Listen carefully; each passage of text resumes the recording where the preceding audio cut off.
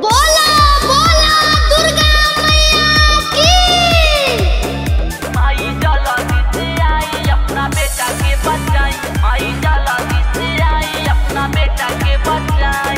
Presented by Amrita Music। आइल बा बीमारी माई एकरा से बचाई, आइल बा बीमारी माई एकरा से बचाई। माई जल्दी से आई अपना बेटा के बचाई, माई जल्दी से आई अपना बेटा के बचाई। सोचले ना रहनी कबो ऐसन संकट आई, सोचले ना रहनी कबो ऐसन संकट आई। माई जल्दी से आई अपना बेटा के बचाई, माई जल्दी से आई अपना बेटा के बचाई।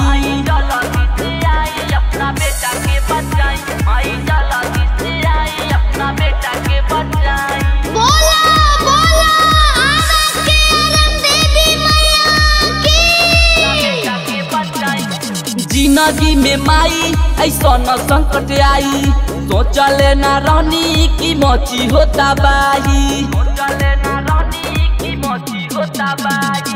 जिंदगी में माई ऐसा न संकट आई, सोचले ना रहनी की मोची होता बाही, सोचले ना रहनी कबो ऐसन रोगे आई, सोचले ना रहनी कबो ऐसन रोगे आई। माई जल्दी से आई अपना बेटा के बचाई, माई जल्दी से आई अपना बेटा के बचाई। जल्दी से आई अपना बेटा के बचाई, माई जल्दी से आई अपना बेटा के बचाई। बोला बोला पटना वाली पटन देवी मैया की। बेटा के बचाई।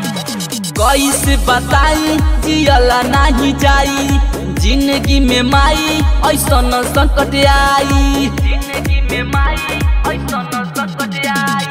कैसे बताई जियला नहीं जाई, जिंदगी में माई ऐसा न विपत्ति आई।